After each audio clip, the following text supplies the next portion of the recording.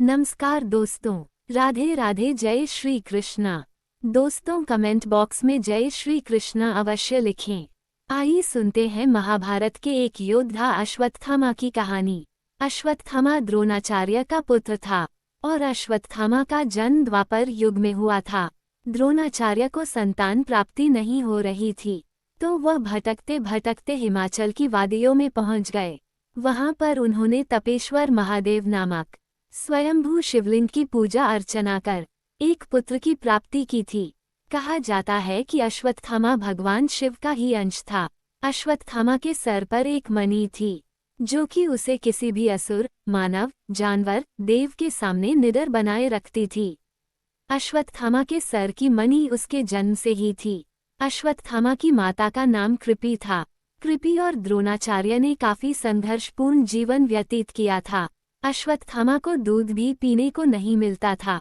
जब उनकी गरीबी चरम सीमा पर पहुंच गई, तब द्रोणाचार्य ने हस्तिनापुर जाने का निर्णय लिया। वहां उन्होंने कौरवों और पांडवों को शिक्षा दी। पांडवों और कौरवों के साथ साथ ही उन्होंने अश्वत्थामा को भी शस्त्र और शास्त्र विद्या का ज्ञान दिया था। अश्वत्थामा महाभारत के योद्धाओं में से एक था, जो सर्वश्रेष्ठ धनुर्धारी कहलाता था। लेकिन अश्वत्थामा ने ये गलती की कि उन्होंने कौरवों का साथ दिया, क्योंकि उनके पिता द्रोणाचार्य ने भी कौरवों का साथ दिया था। द्रोणाचार्य ने ये सोचकर कौरवों का साथ दिया था कि राज्य से निष्ठा रखते हुए राज्य के खिलाफ नहीं लड़ सकते थे। युद्ध के समय उन्हें किसी भी कौरव या अन्य योद्धा की जरूरत नहीं थी। द्रोणाचार्य और अश्वत्थामा ही एक समय पांडवों की सेना पर भारी पड़ रहे थे। तब भगवान श्री कृष्ण ने सोचा कि क्यों न गुरुदेव को बल से नहीं छल से पराजित किया जाए।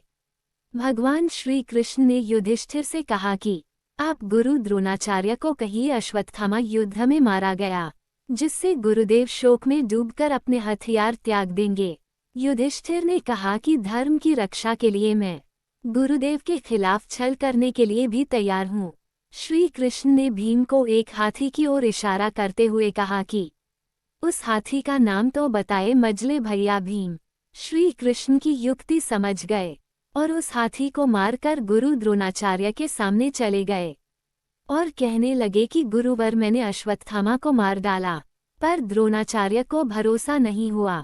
उन्होंने अपने सारथी को कहा कि रथ को युधिष्ठिर की तरफ ले चलो। युधिष्ठिर के रथ के सामने पहुंचते ही उन्होंने युधिष्ठिर से कहा कि क्या ये सत्य है कि अश्वत्थामा की मृत्यु हो चुकी है? तब युधिष्ठिर ने कहा, हाँ, अश्वत्थामा मारा गया, परंतु हाथी। लेकिन जिस वक्त युधिष्ठिर ने कहा परंतु हाथी, उस समय श्री कृष्ण ने शंखनाद कर दिया था, जिससे गुरु द्रोणाचार्य को लगा कि अश्वत्थामा उनका पुत्र मारा गया। इस तरह युधिष्ठिर के मुंह से झूठ नहीं निकाला। ये बात धर्मराज युधिष्ठिर के मुंह से सुनने के बाद द्रोणाचार्य ने शोक में डूबकर अपने शस्त्र जमीन पर डाल दिए और शोक मनाने लगे। शोक में डूबे हुए द्रोणाचार्य को निहत्था पाकर द्रौपदी के भाई धृष्टद्युम्न ने उनका सर धड़ से अलग कर दिया। पिता की मौत से अश्वत्थामा बहुत गुस्से में था। उसे पांडवों पर बहुत गुस्सा आ रहा था। उसने महाभारत के युद्ध के बाद ठान लिया कि वह पांचों पांडवों को मार डालेगा। वह पांडवों के शिविर तक गया और द्रौपदी के बेटों को पांडव समझकर मार दिया। जब द्रौपदी को ये बात पता चली तो उसने अर्जुन सहित सभी पांडवों को अश्वत्थामा को लाने को कहा।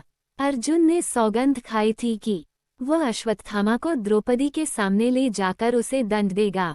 सभी पांडव श्री कृष्ण के साथ अश्वत्थामा को लेने गए। वहां पर अश्वत्थामा से छोटा सा युद्ध हुआ, जिसमें अश्वत्थामा ने सभी पांडवों को मारने के लिए ब्रह्माशीर अस्त्र का प्रयोग किया। इस समय अर्जुन ने भी ब्रह्माशीर अस्त्र चला दिया। ऋषि मुनियों के समझाने के बाद अर्जुन ने तो अपना ब्रह्माशीर अस्त्र वापस ले लिया, लेकिन अश्वत्थामा को ब्रह्माशीर अस्त्र वापस लेना नहीं आता था, तो उसने ब्रह्माशीर अस्त्र अभिमन्यु की विधवा पत्नी उत्तरा की कोख में पल रहे बच्चे को मारने के लिए चला दिया। भगवान श्री कृष्ण ने उस बच्चे व उत्तरा की अपने सुदर्शन से जान बचाई। उसके बाद भगवान श्री कृष्ण ने उसे श्राप दिया कि वह हजारों सालों तक बेसहारा बनकर घूमेगा, उसे कोई भोजन नहीं देगा। और उसके सर से वह मणि भी ले ली थी।